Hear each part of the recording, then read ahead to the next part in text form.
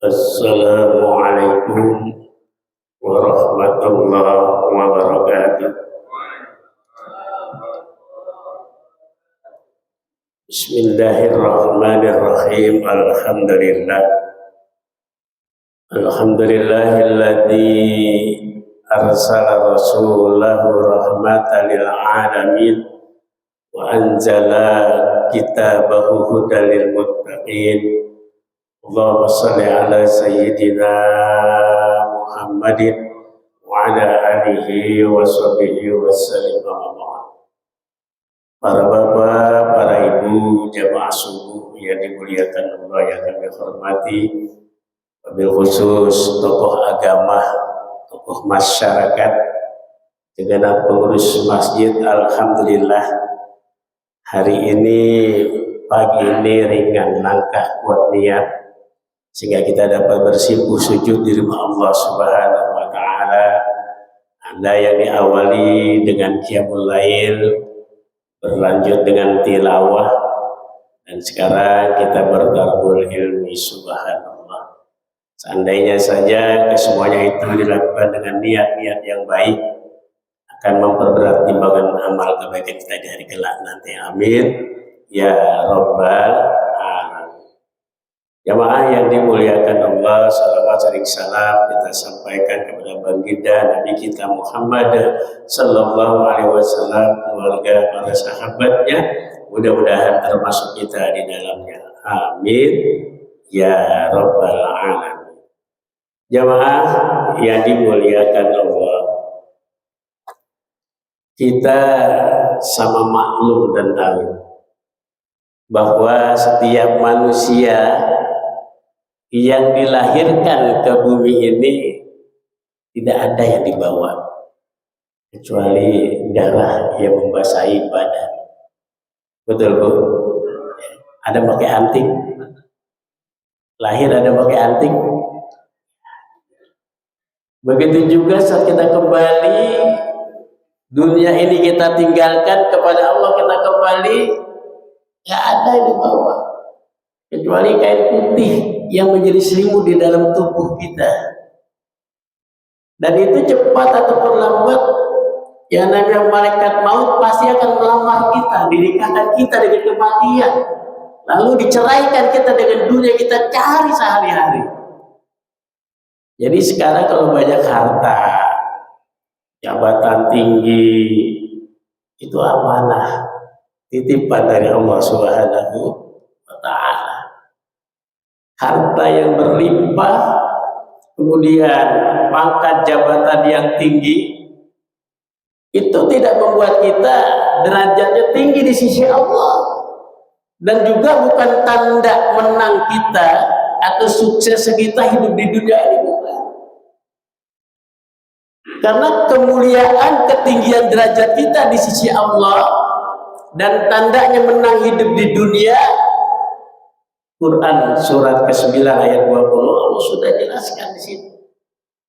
Alladzina amanu wa hajaru wa jahadu fi sabilillah bi amwalihim wa anfusihim a'zamu darajatan 'indallah wa ulaika humul faizun. Jadi derajat tinggi di sisi Allah dan tanda menang hidup di dunia ini punya 3, Pak. Kita Bapak Ibu semuanya miliki 3 ini, baru menang, baru kita derajatnya tinggi. Yang pertama Allah berfirman alladzina amanu, orang yang beriman. Hadis pendek itu diriwayatkan oleh Imam Ahmad, Al-Hakim, Baihaqi. Itu ringan sekali Bapak Ibu. Nabi bersabda, masalul mu'min kamasalin nahli. Jadi orang yang beriman itu diumpamakan oleh Nabi masalin nahli, seperti tawon, seperti lebah. Kita coba ini kaji, kenapa orang beriman kok dikatakan seperti lebah? Yang pertama yang dikeluarkan lebah madu, betul atau tidak? Manis. Jadi orang yang beriman tuh yang keluar yang manis dari lisannya, madu yang keluar enak didengar gitu. Sampai-sampai di dalam hadis yang pendek nanti tersabda man kana yu'minu billahi wal yawmil akhir falyakul khairan aw liyasmut.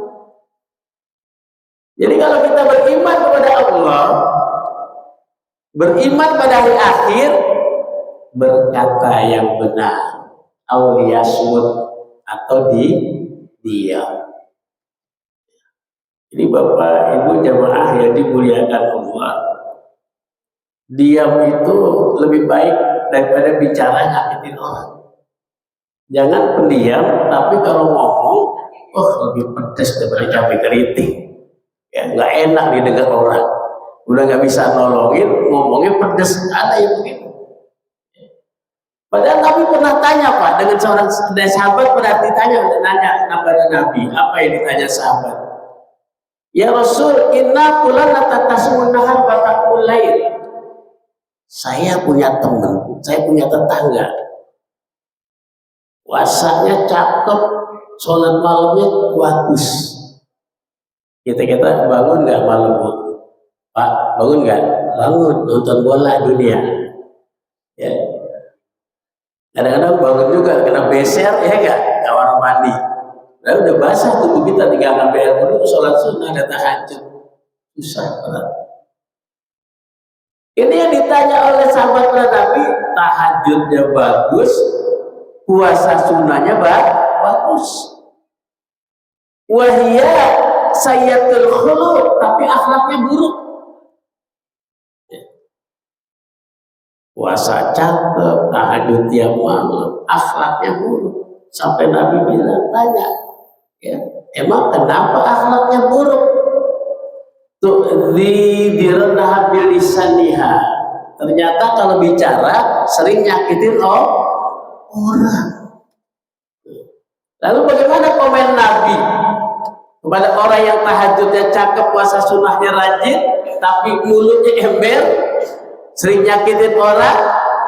Nabi langsung komen, la khaira fiha, tidak ada kebaikan dalam diri orang tersebut, wa hiya min ahli nar, dan dia ahli neraka. Alhamdulillah. Maka Bapak Ibu, Islam itu identik dengan akhlak. Ya. Waktu Nabi ditanya 4 penjuru, ya Rasul, madin apa itu agama? Nabi jawab, husnul khuluq, husnul khuluq, husnul khuluq, akhlak yang baik.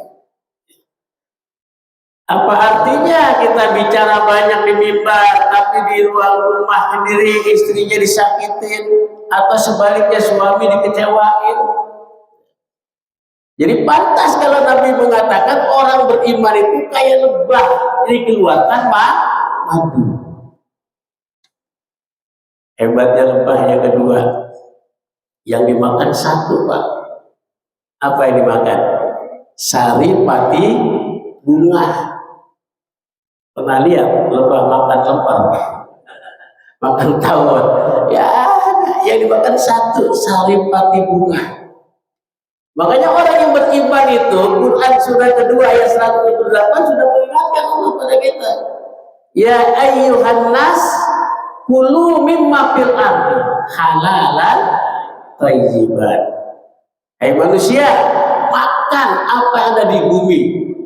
Tapi satu catatan, halalan thayyiban. Halal belum tentu thayyib, thayyib juga belum tentu halal. Yang diminta halal, thayyib halal. Dari makanan yang halal tampillah regenerasi yang soleh, dari makanan yang bergizi tampillah regenerasi yang cerdas. Soleh, cerdas, soleh. Masya Allah. Ini yang kedua, Pak, hebatnya tawon. Yang dikeluarkan madu. Yang kedua, yang dimakan cuma sari pati bunga. Maka orang beriman, kalau minum air putih, minum. Awan anak orang minggir dah. Ya. Kalau yang halal minum, enggak makan. Ya. Kan jelas. Inna halal bayyin wa haram bayyin. Yang halal jelas, yang haram jelas. Wa bainahuma, di antara keduanya itu adalah umurul mustasabihat. Ya, yang disebut dengan mustasabihat itu. Ya. Ragu-ragu lah. Ini halal apa haram, haram apa halal, itu namanya tengah-tengah. Ya. Biasanya orang yang terjerumus kepada yang ragu itu mendekati kepada yang haram. Tapi kalau mereka yang terhindar dari satu yang subhat, insya Allah dia akan menyelamatkan agama dan kehormatannya. Ya, seperti seorang pengembala yang menggunakan kambingnya di perbatasan tanah raja yang diharamkan, takut nyebrang gitu. Ya, pokoknya hati-hati dengan yang subhat. Kalau yang namanya udah halal sikat aja dah. Itu yang dibaca tawon. Nah yang ketiga, tawon mau mencrok di mana aja nggak bikin dahan patah, Pak.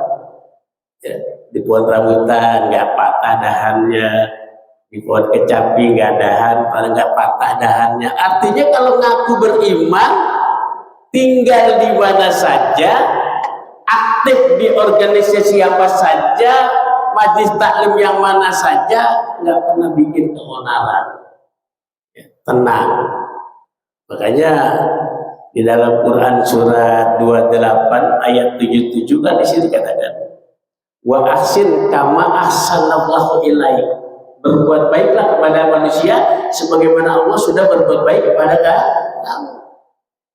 Mau di mana saja kita bergaul sama siapa saja monggo, tapi jangan bikin onar. Wah ini orang keren banget, di mana majlis taklim ada tapi bikin onar loh. Ya. Aktif di sono 500.000 enggak mau balik lagi. Aktif di majlis sono 500.000 enggak balik lagi, itu bikin onar. Enggak seperti namanya lebah. Dan yang kehebatan lebah keempat yang terakhir, dia itu nggak pernah usil, Pak, tapi nggak boleh diganggu, betul nggak? Lebah itu nggak usil, tapi jangan diganggu. Nggak pernah kan lebah masuk ke masjid, pada Pak Ustadz lagi ceramah diangkut lebah, tapi coba-coba lagi asik sedang asik di sarang, digeprak sarangnya, biar lari kemana dikejar terus tuh sama lebah. Udah terjun ke kolam renang, lebah masih ada di atas air. Nongol gue sikat loh kata lebah. Maka orang beriman tuh mentalnya begitu. La tahzan wa la takhur innallaha ma'ana. Jangan takut, jangan sedih, Allah bersama kita. Tentunya yang bicara itu orangnya sholat, istiqomah. Kalau nggak sholat ngomong begitu, ngomong hatinya juga ngomong. Apa iya mau gue kalau nggak sholat? Ya. Gua cuma masih melanggar arangannya apa ya gua kan begitu ya. Jadi orang yang pantas bicara gitu ya, orang yang istiqomah ibadah, istiqomah jauhi larangannya, istiqomah dalam bertahajudnya, istiqomah dalam berjamaah, insya Allah nggak ada takut. Apalagi namanya mati rezeki, udah urusan itu udah pasti datang. Kematian pasti datang, rezeki nggak salah alamat, betul nggak, Pak? Dua itu nggak usah takut, Bapak Ibu. Jadi jangan khawatir anaknya mau kerja di mana, ada rezekinya. Preman aja tukang ngomong di jalanan dapat rezeki, Pak. Berapa tahun, 3 tahun tinggal di Merdeka ini suka datang banyak preman. Tetap aja orang kasih rezeki. Ada yang rezeki sebulan 7 juta, ada. Lah kontrakan punya tanahnya, tanah pemerintah dikontrakin, Pak. Ya, ada bulanan 500.000, ada yang mingguan, masya Allah. Sampai begitu ngobrol itu 7 juta dapat katanya. Emang nggak berkah, karena yang ngasihnya terpaksa. Masya Allah itu. Jadi suksesnya manusia, derajat tertinggi manusia karena dia beriman kepada Allah. Siapa orang beriman? Diibaratkan mentalnya kayak lebah. 4 itu kita jaga dalam pribadi kita. Nah yang kedua, wahajar, orang yang hijrah. Ini nggak terasa kita sudah di bulan kedua 1448 Hijriah. Tanggalnya 18 Safar. Bulan Safar kata orang begini-begini, Nabi menikahin anaknya Sayyidina Ali dengan Fatimah bulan Safar, Pak. Banyak kebaikan bulan Safar. Pokoknya Allah somad, Allah tempat kita bergantung, yakin.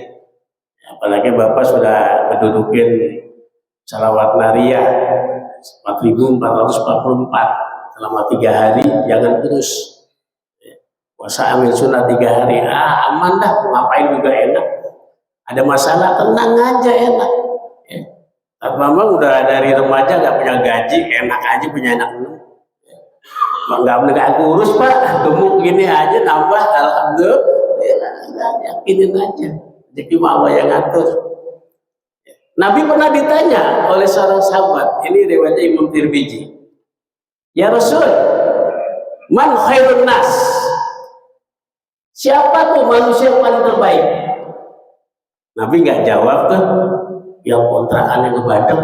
Nah, juga Nabi nggak jawab yang jabatan tinggi, gajinya besar, ya.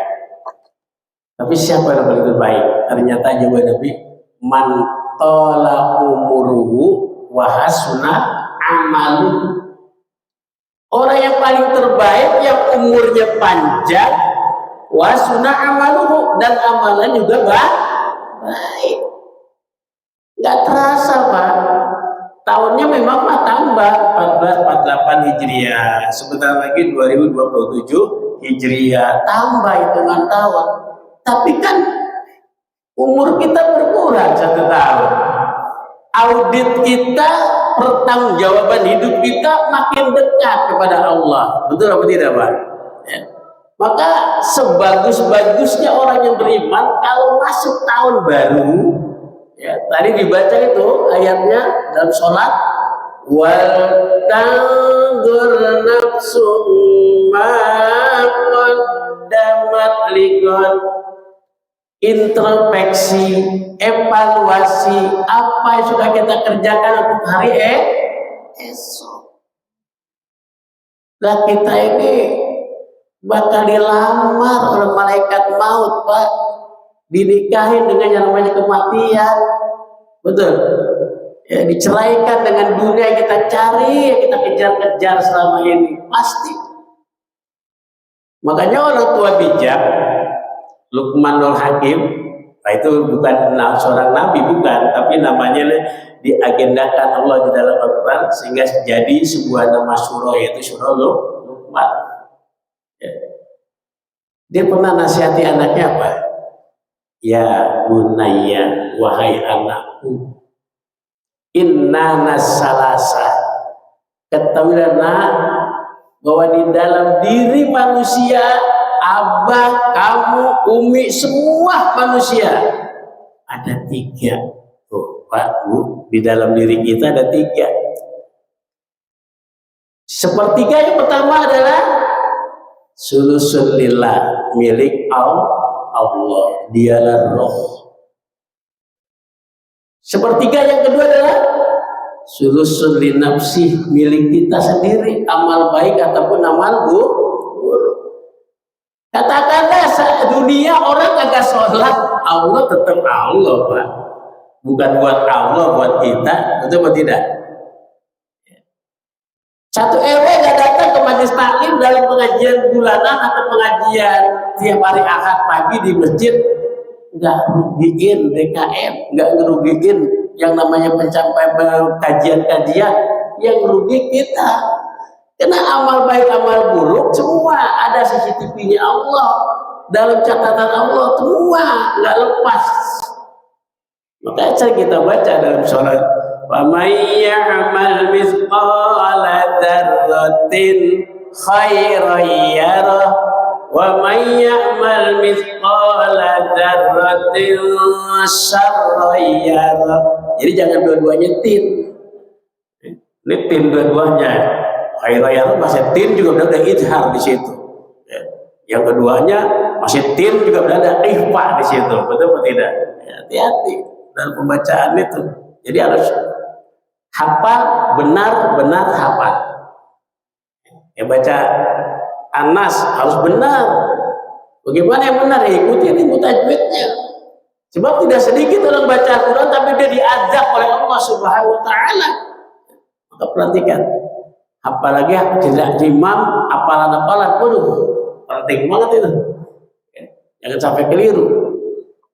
Jadi Bapak Ibu jamaah yang dimuliakan Allah, yang ketiga wasulusul lidudi adalah milik cacing tanah. Ya.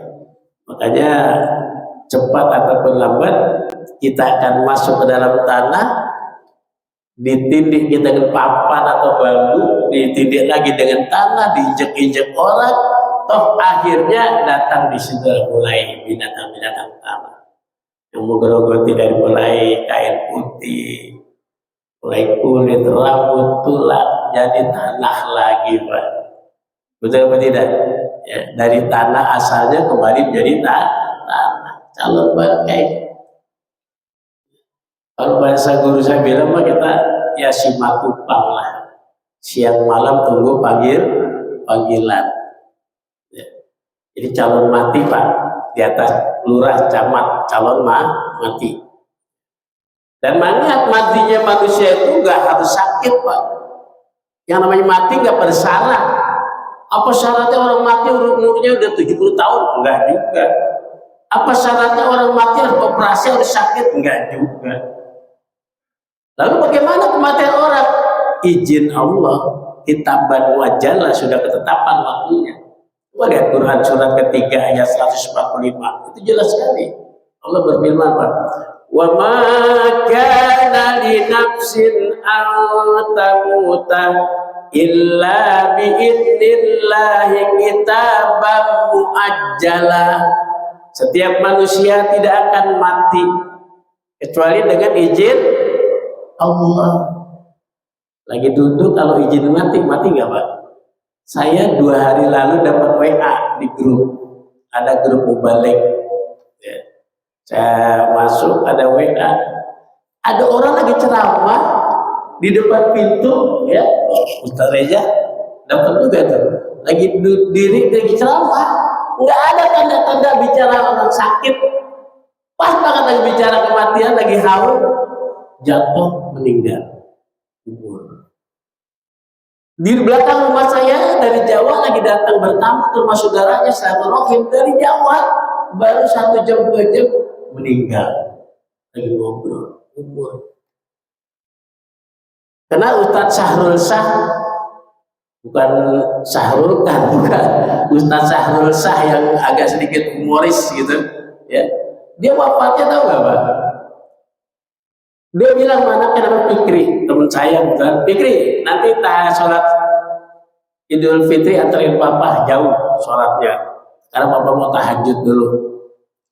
Menjelang 15 menit mau subuh kok belum turun-turun dari atas lantai 2.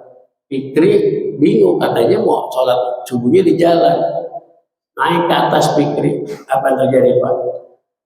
Meninggalnya lagi sahut akhir. Anaknya kaget, tapi meninggal, Masya Allah. Wah, enak kalau meninggal begitu, Pak, ya. Masya Allah. Kalau lagi apa, banting kartu, modal loh, mati kan nggak enak banget, ya. Lagi banting kartu mati, lagi ngebet, Pak, ya. Lagi joget, benar kan di Merdeka tuh, Pak, ada orang lagi joget meninggal. Orang meninggal sesuai dengan kebiasaannya, maka hati-hati, biasain zikir aja. Biasa ngucapin jelek, wah bisa aja meninggal lagi berucap jelek, hati-hati. Orang calon mati kita. Manusia ada 3, Pak. Ada yang disebut khosirun, orang yang rugi. Ada juga yang kedua robihun, dia itu orang yang beruntung. Yang parah itu halikun, udah hancur, binasa lagi. Mana Pak Ustaz rombongan orang-orang yang khosirun, orang yang rugi? Hari ini, tahun ini mislah sama dengan tahun yang kemarin. Udah 48 Hijriah di sana masih sama aja 47. 47 Hijriah kalau nyumbang misalnya 25.000, udah 48 rezekinya naik masih 25.000 aja tiap bulan. 5 waktu aja ketambah sunnahnya, itu khosirun. Tapi orang yang robihun, yang beruntung, khairan min amsihi, hari ini, tahun ini lebih baik pada yang kemarin. Kemarin 5 waktunya cakep, tambah sunnah-sunnahnya, tahajudnya, baca Quran. Nah sekarang ini udah bulan kedua nih, Ramadan udah lewat sekian bulan, dapat berapa juz baca Qurannya? Hah? Jangan-jangan baca Quran cuma Ramadan aja? Jangan. Kalau tiada hari tanpa membaca Al-Quran. Sugesti yang baik, Pak. Kenapa ya nggak enak kayaknya nih badan? Pusing kenapa ya? Oh belum baca Quran, ambil wudhu baca Quran. Enak, itu sugesti yang baik. Jangan, kenapa kok pusing banget? Oh belum ngopi, itu ngopi baru enak. Ya itu sugesti namanya. Ya. Tapi kita sugesti yang baik. Ya, nggak tenang kenapa ya? Oh belum baca Quran, masya Allah. Kalau bisa minimal banget, ya. Udah 15 juz lah, habis dari Ramadan sampai sekarang. Ya. Nggak pernah baca Ustaz, entar Ramadan baca lagi, wah kacau dah. Ya. Itu namanya Qurannya nggak dijadikan sebagai huda, petunjuk dalam kehidupannya. Nah Bapak Ibu jamaah yang bukan Allah, yang nomor 3, ada yang hamba Allah yang namanya halikun, orang yang binasa, orang yang hancur. Siapa orang yang hancur? Syarrun min amsihi. Kemarin masih aktif di masjid, tahun ini hilang nama, anda kelihatan wajahnya. Ada nggak yang begitu Pak? Ada. Sama masjid marahan. Ada masjid marahan. Habis gimana Ustaz? Kan masjid bukan satu doang. Ya silakan kalau ke masjid yang lain. Nah ini kan ke tempat lain juga nggak pernah kelihatan. Ya. Jemaah yang dimuliakan Allah, hati-hati. Di tubuh kita calon-calon Pak semua, calon mati. Nah, jemaah yang dimuliakan Allah, berbicara hijrah, yuk mulailah dari yang nanti lalai Pak, ya. Sekarang kita berbenah jadi tobat. Ya. Yang tadinya kita barangkali bergelut dengan kemaksiatan udah singkirin. Maka sebaik-baik manusia setiap masuk tahun baru cuma satu, tarik benang merah. Amalan baik apa yang sudah saya kerjakan, larangan mana yang sudah mampu saya tinggalkan, itu.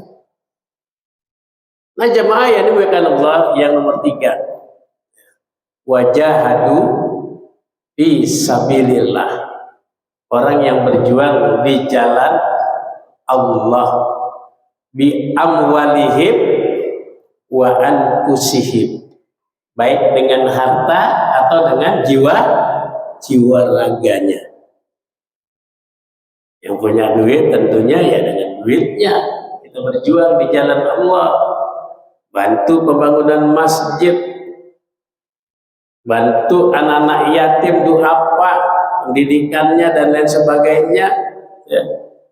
Quran sudah mengagendakan orang yang dusta di dalam beragama, orang yang menghadirkan anak yatim dan tidak peduli memberikan makan pada orang miskin. Jadi walaupun ada bapaknya, ada ibunya, kalau kategori dia itu miskin, yang mau dikasih makan itu berhak. Kalau amanah yatim, jangan dihardik. Artinya apa? Kalau punya harta ya dijaga, dilindungin.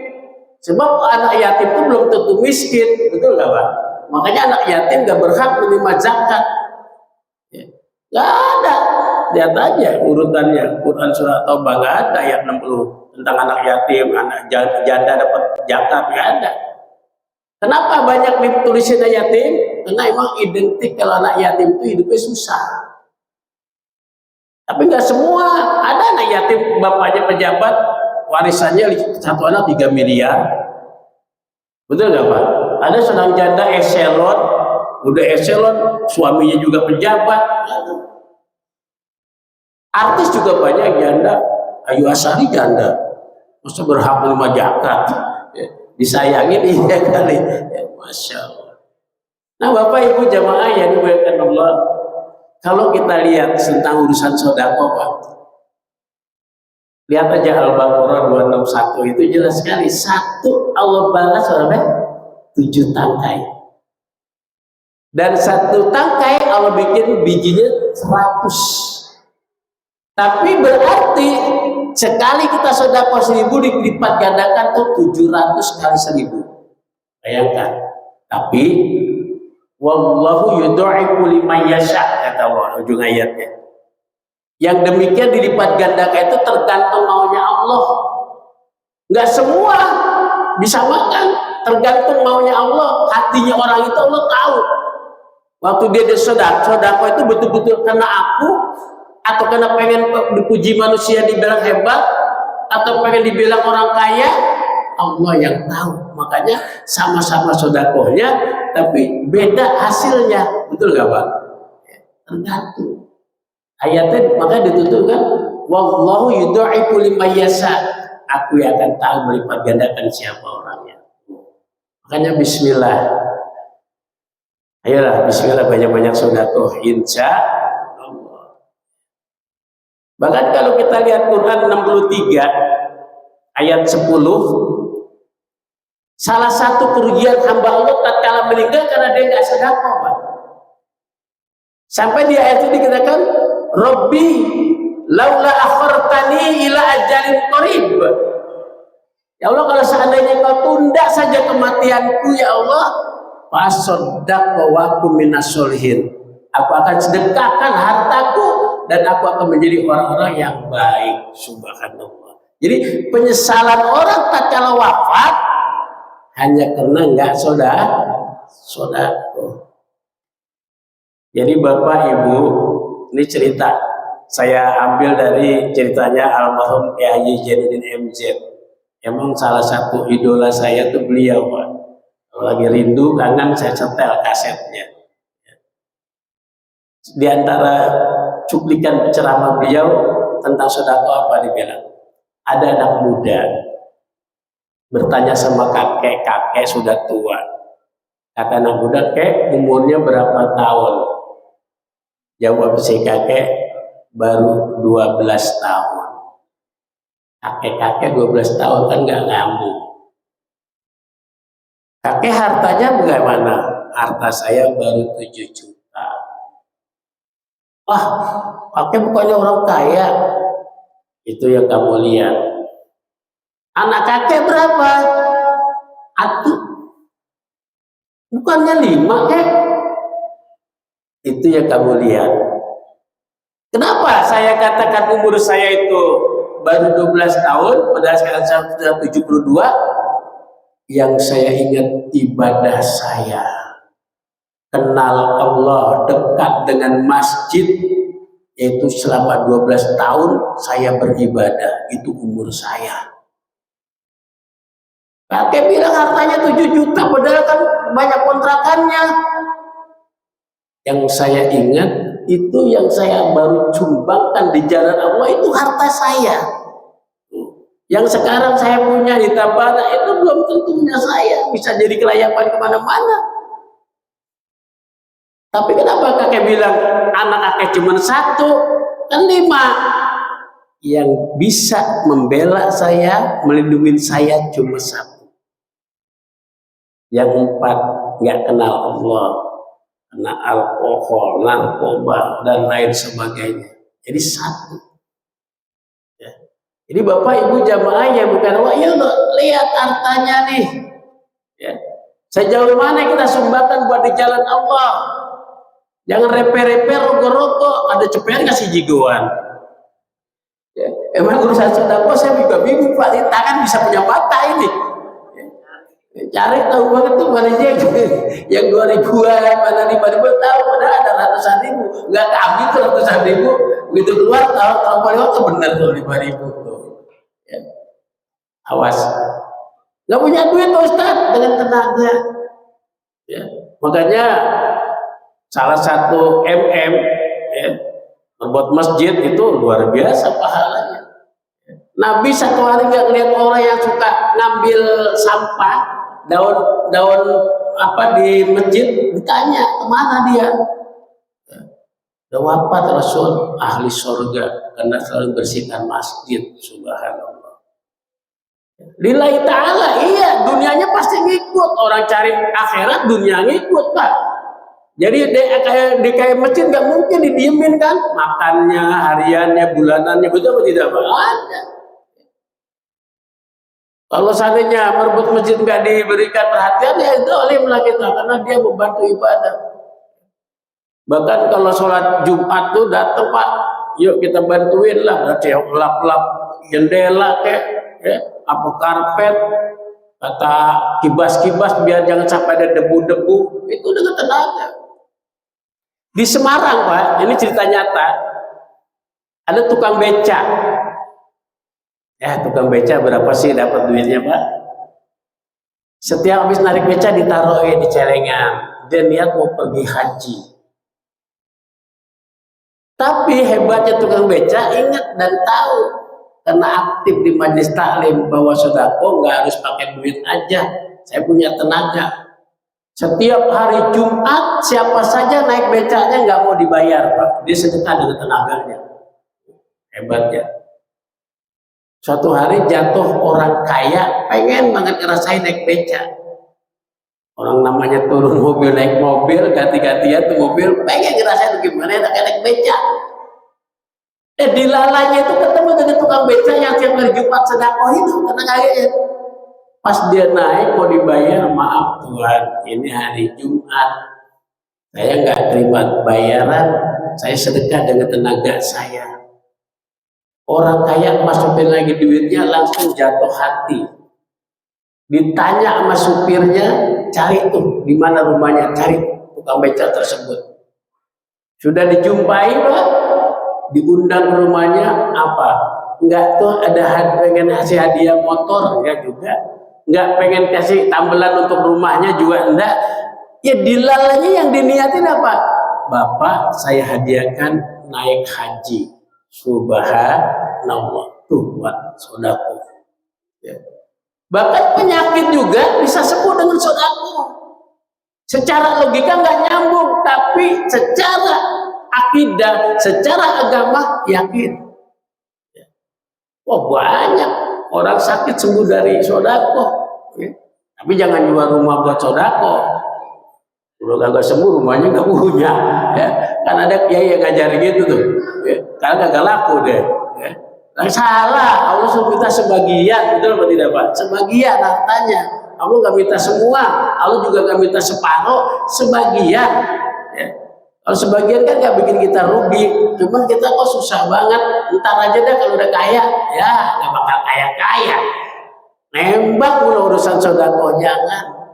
Ingat, kita bermuamalah jual beli pada Allah Subhanahu wa Ta'ala. Nah Bapak Ibu jamaah yang terakhir, ada sahabat Nabi Pak, namanya Sya'ban. Ini Sya'ban tiap hari berjamaah Pak,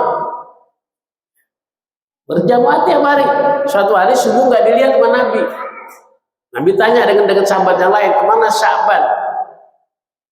Nggak tahu ya Rasul. Siapa yang tahu rumahnya? Datang ke jamaah masjid ke rumah Sya'ban pada sholat subuh. Sampainya tahu nggak Pak? Sampai ke rumah Sya'ban pas waktu sholat duha. Berarti kan perjalanannya agak panjang, jauh. Ketok pintu, keluar tuh perempuan, istrinya Sya'ban. Tanya Nabi, Bu, Sya'ban kemana? Berlinang air mata si perempuan tadi. Sya'ban tadi pas adzan subuh wafat ya Rasul. Jadi ketidak ke masjidannya kena wafat. Sakit pusing-pusing aja dia masih ke masjid. Karena dia baca doanya, mintanya meninggal dalam badan yang baik, husnul khotimah. Nah kita baru pusing dikit nggak ke masjid. Padahal kita baca, ya Allah biha, ya Allah biha, ya Allah biha, ya Allah biha, ya Allah bihusnil khotimah. Pusing dikit nggak ke masjid, kenapa gua nggak ngaji? Pusing ya. Tapi tahu kita pusing lagi ngaji, oleh orang pada bubar, nggak bangun-bangun, wafat. Wah, masya Allah. Tahun kemarin saya ingat benar Pak, saya ceramah Isra Mi'raj di perumahan Puri Nirwana 2 Cibinong. Betul hari Sabtu dia undang saya. Hari Sabtu undang, kalau nggak salah 2025 itu. DKM ngomong ke saya, Pak Ustadz, kemarin Jumat sholat zuhur, nggak sholat Jumat. Loh, emang kenapa? Saya bilang baru khutbah pertama khotibnya wafat, meninggal. Akhirnya sibuk ngurusinnya Pak. Ya, akhirnya pada sholat zuhur. Gimana hukumnya? Ya udahlah, itu namanya darurat, nggak apa-apa. Ya udah nggak ada khotib lagi, khotibnya wafat, masa mau dipaksa? Gimana orang wafat ngomong? Ya, langsung meninggal. Nah, saya ingat benar di tengah-tengah pembicaraan itu, Ustaz, kalau bisa Idul Adha besok, Ustaz, di saya ya, kata dia.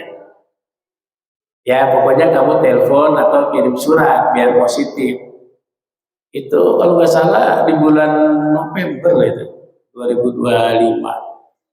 Tiba-tiba berbicara Idul Adha di saya, dia nggak pernah telepon, nggak ngasih surat. Begitu masuk saya ceramah di Cilodong, di dekat Kosrat, Jumat, Ustaz punya jadwal Idul Adha udah ada belum? Belum. Diagendakan, langsung kasih surat. Dilalanya tinggal 2 minggu mau Idul Adha, dia baru tentang saya. Ustaz jangan lupa ya besok Idul Adha. Saya bilang, Masya Allah, kamu kan saya bilang gak ada surat atau kontak-kontak, nggak pernah setengah tahun lebih. Sekarang begini aja, saya minta maaf kalau mau saya salah, saya udah ada positif dari suratnya. Waduh, gimana Ustaz? Nama Ustaz udah dipasang ini, udah ada di bannernya, ada foto saya, ada namanya, udah agendanya deh. Waduh, kalau nggak mau nyari sendiri, saya kirim orang aja, saya bilang gitu. Akhirnya dia bilang, ya baik, saya tunggu, saya mau bicara dulu dengan DKM yang lain. Kontak saya, Ustaz kirim orang aja katanya. Akhirnya saya kirim Ustaz Yudi Marando sana. Dan selesai itu. Ya, jadi jamaah yang bukan Allah, kesimpulannya ya memang kalau Idul Fitri Idul Adha itu surat yang jadi masalah. Ya. Jangan sampai karena DKM pasti kalah dengan panitia, itu tidak Pak? Kalau ada panitia punya hak untuk mencari, udah DKM nggak punya hak lagi. Ya, karena udah apa artinya dibentuk panitia kalau seandainya masih diikutin aja. Nah itu. Nah kembali kepada permasalahan tadi, saya kebetulan ya Rasul mau tanya, suami saya sebelum tutup mata itu berteriak 3 kali. Bagaimana teriakannya kata Nabi? Aduh, kenapa nggak yang bagus? Aduh, kenapa nggak semua? Aduh, kenapa nggak yang jauh? Maksudnya apa tuh Nabi? Oh, waktu suami kamu berteriak, aduh kenapa nggak yang bagus? Saya ingat benar, dulu cerita sama saya, kata Nabi. Mau ke masjid subuh, musim dingin, pakai baju 2 lapis. Yang kedua, di lapisan depan itu yang kurang bagus.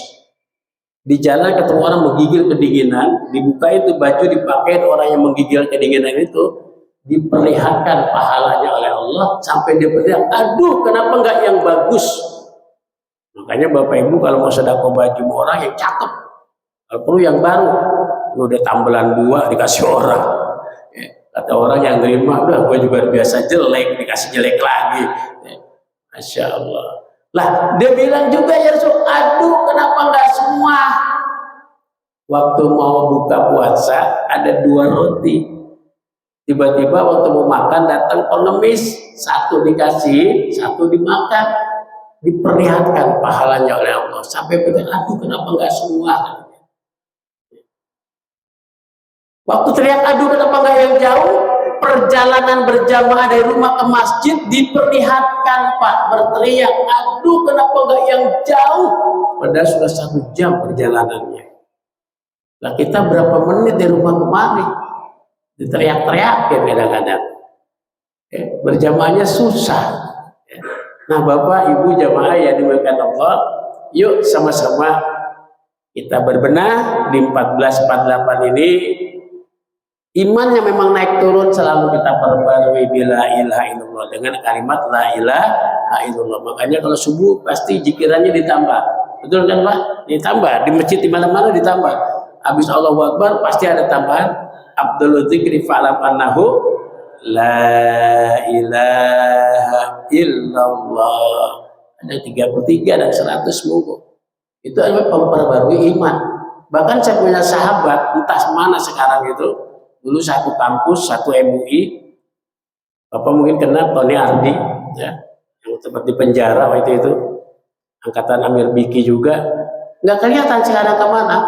Dia kalau ceramah saya ingat banget orang dibaca syahadat, diajak masuk Islam dulu Pak, takutnya Islam ini pada batal, diajak syahadat kalau dia. Tony Ardi itu yang di penjara itu akhirnya minta maaf karena dia bilang apa nggak bisa dakwah sendirian, harus pakai istri juga. Ya. Saya di penjara, istri saya disantorin dulu, akhirnya datang kemarin nangis, saya suruh minta maaf, kalah juga sama istri, minta maaf. Makanya Islam jamaah, kalau suami sama istri nggak sama, nggak bakal lama tuh rumah tangga, betul nggak Pak? Ya, bisa kebanyakan. Tapi kalau suami istri sama, jamaah tabligh misalnya, udah kuat. Ya, mau pulang, mau nggak pulang juga berapa bulan, mau mabit berapa bulan, monggo-monggo aja. Tapi kalau nggak sama pasti beda. Maka harus satu keluarga sama, bapak sama anak harus sama NU-nya, sama Muhammadiyahnya, sama Persi. Kalau udah beda pasti ada masalah. Ya, makanya saya sama anak punya 6, dari pertama sampai ke 6 sekolah SMP SMA nggak ada yang saya kasih ikut sekolah pengajian.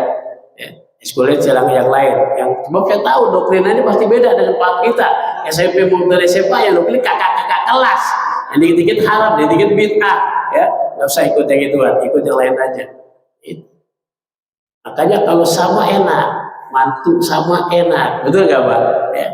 Saya rasakan seperti itu, anak belum punya mantu 4, semua sama enak akhirnya, nggak ada perbedaan yang satu dengan lain. Coba kalau beda, wah bapaknya disalahin, ibunya diomelin, betul apa tidak Pak ya? Nah, ini. Nah, jadi Bapak Ibu tengoklah putra putrinya terakhir. Bagaimana waktu pun aktif di agamanya, mudah-mudahan sama dengan kita. Amin ya robbal alamin. Nah Bapak Ibu jamaah ibu Allah, tepat tadi bicara dengan Pak Haji Abdul Wali jam 60 menit lah, insya Allah udah masuk waktu. Jadi sekali lagi tanamkan iman pada diri kita dan selalu kita bertanya dan lihat amalan baik kita, langsung kita muhasabah, kita lihat yang baik dan lihat yang buruk. Dan yang ketiga, jangan lupa yuk berjuang di jalan Allah, baik dengan harta kita ataupun dengan tenaga pikiran kita. Mohon maaf dalam segala kekurangan, barangkali masih ada waktu, monggo dari saya sekian. Assalamualaikum warahmatullahi wabarakatuh.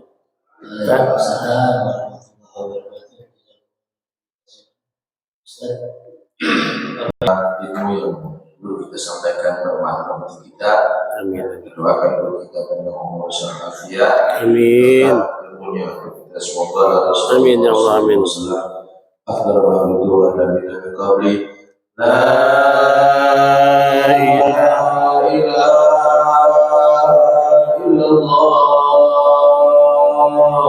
La ilaha illallah.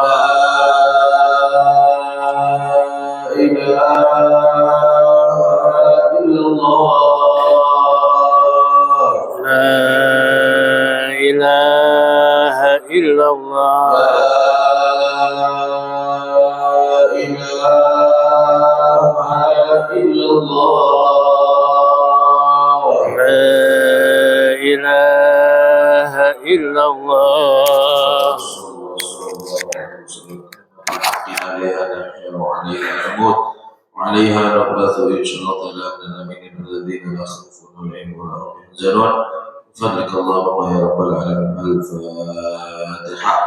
أعوذ بالله من الشيطان الرجيم. بسم الله الرحمن الرحيم. الحمد لله رب العالمين الرحمن الرحيم مالك يوم الدين.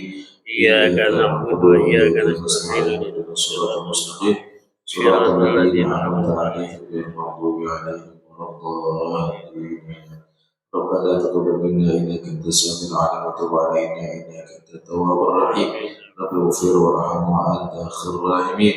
اللهم بحق الفاتحه سير الفاتحه كلمه الفاتحه وبالمعجزات الفاتحه يا فارج الهم يا كاشف الغم يا من عبده يغفر ويرحم. اللهم نعوذ بك من جهل البلاء وترك الشقاء وزر القضاء وشماتة الاعداء. دعواهم فيها سبحانك اللهم وتحيتهم فيها سلام. وآخر دعواهم الحمد لله رب العالمين. صلى الله على Muhammad sallallahu alaihi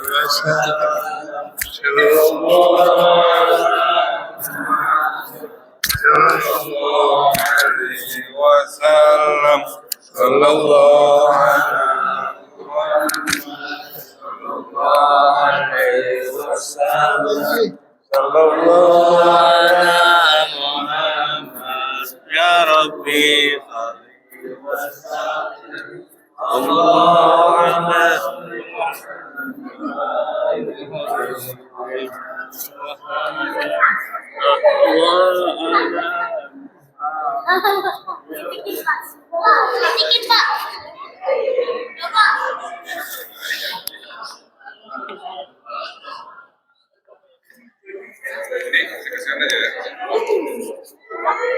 Ini dapat.